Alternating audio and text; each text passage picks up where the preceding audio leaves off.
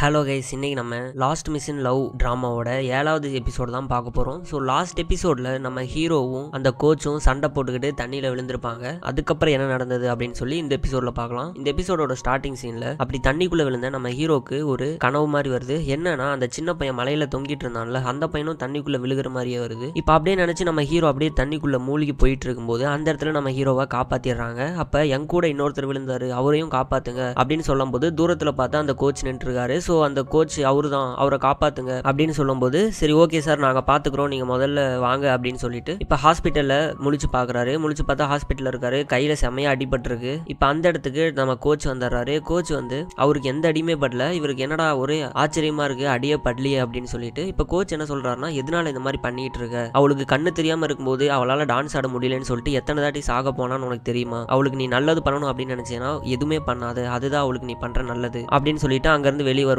இப்ப பின்னாடி நம்ம ஹீரோவும் வந்து அவளை நான் காதலிக்கிறேன்னு நினைக்கிறேன், அதனாலதான் அவ கஷ்டப்படுறத என்னால பார்க்க முடியல, நீங்க என்ன சொன்னீங்க, அவளுக்கு நல்லது பண்றேன்னு சொன்னீங்களே, நீங்க சொன்ன அந்த சத்தியத்தை காப்பாத்துங்க, நானே அவளை விட்டு போயிடுறேன், அவ நல்லா இருந்தா எனக்கு அதுவே போதும் அப்படின்னு சொல்லிட்டு நம்ம ஹீரோ உள்ள வருவாரு. அப்ப அந்த இடத்துல நம்ம ஹீரோவோட கையில் அடிப்பட்டது எல்லாமே ஆட்டோமேட்டிக்கா சரியாயிருது. இப்ப டாக்டர் வந்து காமிங் சார் உங்க கையை ட்ரீட்மெண்ட் பார்க்கணும் அப்படின்னு சொல்லும்போது எனக்கு ஒன்றும் இல்லை விடுங்க அப்படின்னு சொல்லிட்டு அங்கிருந்து நம்ம ஹீரோ வெளியே வந்துடுறாரு. அந்த அன்னைக்கு நைட்டு நம்ம கோச் அவரோட வீட்டில் உட்காந்துக்கிட்டு நம்ம ஹீரோயினோட டான்ஸ் எல்லாம் போட்டு பார்த்துட்டு, நீ தானே சொன்ன டான்ஸ்னு ஒன்று ஆடினாலே உலகம் ஃபுல்லா உன்னோட பேர் மட்டும்தான் சொல்லணும் அப்படின்னு சொல்லிட்டு, உனக்கு நான் கொடுத்த சத்தியத்தை நான் காப்பாற்றாம விட மாட்டேன் அப்படின்னு சொல்லி ஃபீல் பண்ணிருக்காரு. இப்போ இங்கே இந்த அத்தையை காமிக்கிறாங்க.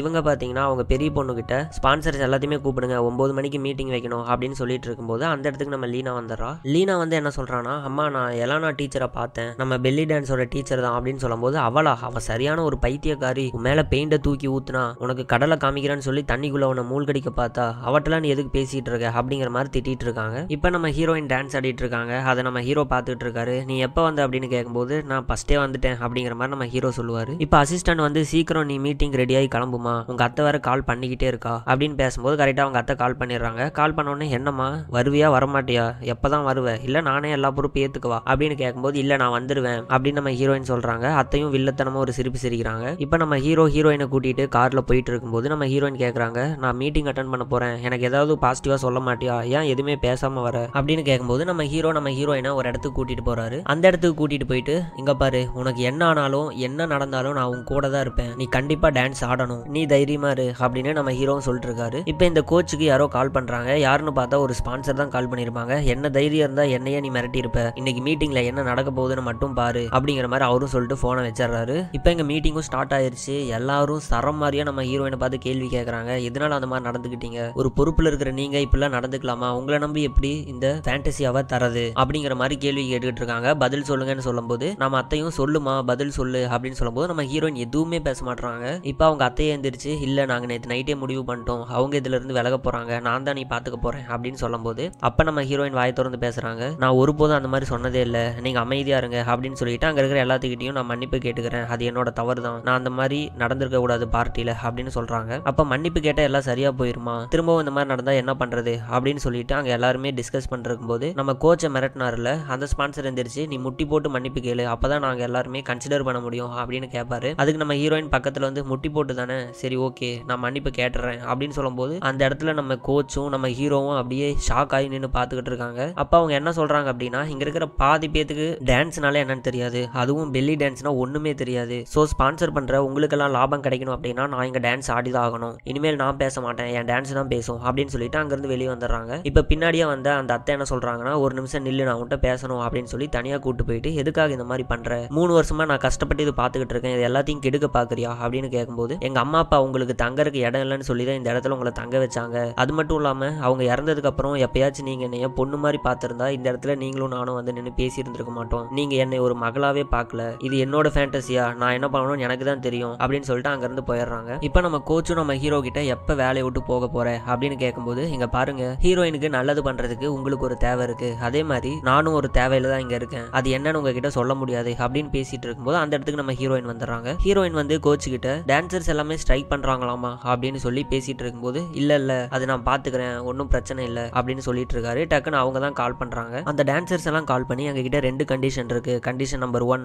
லியான்சியோ மெயின் டான்சரா இருக்கக்கூடாது, கண்டிஷன் நம்பர் 2 நீங்க இனிமேல் எங்க கிட்ட இந்த மாதிரி அதிகாரமா பேசக்கூடாது அப்படின்னு சொல்லும்போது அவரு, நான் யாரு சொன்னாலும் என்ன சொன்னாலும் என்னோட முடிவை மாத்திக்க போறது கிடையாது, நாளைக்கு காலையில 10 மணி முடியும் தான் உங்களுக்கு டைம், அதுக்குள்ள திரும்பி வரதுனா வாங்க, இல்லைன்னா நான் புது டான்ஸரை வச்சு பிராக்டிஸ் பண்ணிக்குவேன் அப்படிங்கிற மாதிரி சொல்றாரு. ஸோ இதெல்லாம் கேட்ட நம்ம ஹீரோயின் இதை நானே சரி பண்றேன் அப்படின்னு சொல்லிட்டு இப்போ அவங்கள பார்க்க நேராவே போயிடுவாங்க. அந்த டான்சர்ஸ் எல்லாம் இப்போ ஒரு முதியோர் இல்லத்துல அவங்களுக்கு ஹெல்ப் பண்றதுக்காக வந்திருப்பாங்க. நம்ம ஹீரோயினும் சேர்ந்து ஹெல்ப் பண்ணிருக்காங்க. அதுல ஒரு பொண்ணு வந்து நீ ஒன்னும் எங்க டீம் கிடையாது, நீ எதுக்கு இந்த மாதிரி வந்து ஹெல்ப் பண்ணிட்டு இருக்க அப்படின்னு சொல்லி கேட்கும்போது பின்னாடி இருக்கிற நம்ம லீனா வந்து பரவாயில்ல விடு, அவங்க ஹெல்ப் பண்ணிட்டு போட்டும் அப்படின்னு சொல்லி கொஞ்சம் சப்போர்ட் பண்றாங்க. இப்போ அங்க இருக்கிற எல்லாத்துக்குமே நம்ம ஹீரோயின் ஹெல்ப் பண்றாங்க. இதெல்லாம் பார்க்க நம்ம ஹீரோக்கும் ரொம்பவே பிடிச்சிருக்கு. இப்போ ஹெல்ப் பண்ணி முடிச்சதுக்கு அப்புறம் அங்க இருக்கிற முதியோர்கள் எல்லாருமே நம்ம ஹீரோயினா டான்ஸ் ஆட சொல்றாங்க. நம்ம ஹீரோயின் செம்ம டயர்டா இருக்காங்க, இருந்தாலும் அவங்களுக்காக டான்ஸ் ஆடுறாங்க. இப்போ அது எல்லாமே முடிச்சுட்டு வீட்டுக்கு வந்துடுறாங்க. இப்போ அடுத்த நாள் காலையில 10 மணிக்கு மேல ஆயிடுச்சு. நம்ம கோச்சும் வெயிட் பண்ணிருக்காரு, ஆனா அங்க யாருமே வர மாதிரி தெரியல. இப்போ அத்தையோட பெரிய பொண்ணு வந்து என்ன எந்த டான்சர்ஸுமே காணும் அப்படின்னு சொல்லும்போது இல்ல நான் புதுசா எல்லாத்தையும் வர சொல்லி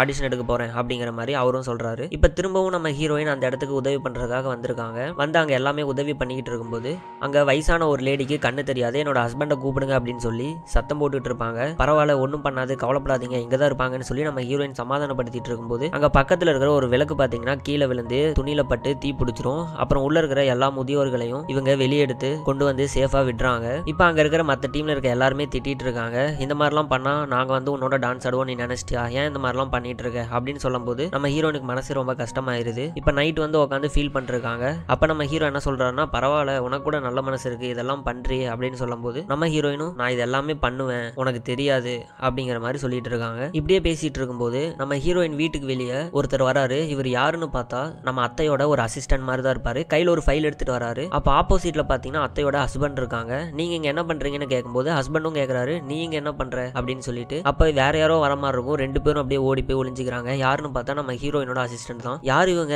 எதுக்கு நம்ம வீடு முடிவு வந்துட்டு அவங்க பாட்டிக்கு திரும்பி போறாங்க அப்படின்னு யோசிச்சுக்கிட்டு இருப்பாங்க. இப்போ அடுத்த நாள் காலையில திரும்பவும் அவங்க அந்த ஆர்ஃபனேஜுக்கு வராங்க. வந்து இன்னைக்கு எப்படியோ லியான்சியோ வரமாட்டால அப்படின்னு சொல்லும்போது கண்டிப்பா வரமாட்டா, நேற்று நம்ம திட்டின திட்டுக்கு அவ எப்படி இன்னைக்கு வருவா அப்படின்னு பேசிட்டு உள்ள போனா நம்ம ஹீரோயின் ஆல்ரெடி அங்க வந்து ஹெல்ப் பண்ணிருக்காங்க. என்ன பண்றாங்கன்னா நேற்று ஹஸ்பண்டை காணும்னு சொல்லிட்டு கண்ணு தெரியாத ஒரு பாட்டி வந்து கத்திட்டு இருந்தாங்களே, அந்த பாட்டி கிட்ட ஒரு டிவைஸ் கொடுத்து இனிமேல் இந்த டிவைஸ் நீங்க பிரஸ் பண்ணா உங்க ஹஸ்பண்டுக்கு தெரிஞ்சிடும், அவர் வந்துருவார் எங்க இருந்தாலும் அப்படின்னு சொல்லும்போது அவரும் பக்கத்துல உட்காந்து சிரிச்சிட்டு இருக்காரு. ஸோ ரொம்பவே ஹாப்பியா இருக்காங்க. நம்ம ஹீரோயின் ஒரு விதத்துல ஹாப்பியா இருக்காங்க. இப்போ நம்ம ஹீரோயின் வந்து நம்ம கோச் அந்த இடத்துக்கு வர சொல்லியிருப்பாங்க. கோச்சும் வராரு. எதுக்காக வர சொன்னேன்னு கேட்கும்போது நீங்க தான் ஆடிஷன்லாம் எடுக்கிறீங்களா, மெயின் டான்ஸருக்கும் ஒரு ஆடிஷன் எடுங்க, அதுல நாங்க எல்லாருமே கலந்துக்கிறோம், யாரு நல்லா பெஸ்டா பர்ஃபார்ம் பண்றாங்களோ அவங்கள மெயின் டான்ஸரா போடுங்க அப்படின்னு சொல்லும்போது நம்ம கோச் வந்து நம்ம ஹீரோயினை தனியா கூப்பிட்டு ஏன் இந்த மாதிரி பண்ணிட்டு இருக்க, இது பைத்தியக்காரத்தனமா இல்லையா அப்படின்னு சொல்லும்போது நம்ம ஹீரோயின் அதெல்லாம் இல்ல, எனக்கு என் மேல நம்பிக்கை இருக்கு அப்படின்னு சொல்றாங்க. நம்ம ஹீரோவும் ஆமா ஆமா எனக்கும் நம்பிக்கை இருக்குன்னு சொல்லி கையை தூக்குறாரு. அப்ப கோச் நம்ம ஹீரோவோட கையை பார்த்துட்டு இவன் கையில தான் அடிபட்டு இருந்ததே, அதுக்குள்ள எப்படி இவ்வளவு சரியா போச்சு அப்படின்னு யோசிச்சுட்டு இருக்காரு. இப்ப நம்ம லீனாவை காமிக்கிறாங்க. லீனா அவங்களோட சின்ன வயசு டீச்சர் எலனாவை மீட் பண்றாங்க. ஒரு நிமிஷம் இருங்க நான் உங்ககிட்ட பேசணும் அப்படின்னு சொல்லும்போது இவ்வளவு நாள் பார்க்காம இப்ப எதுக்கு பாக்குற,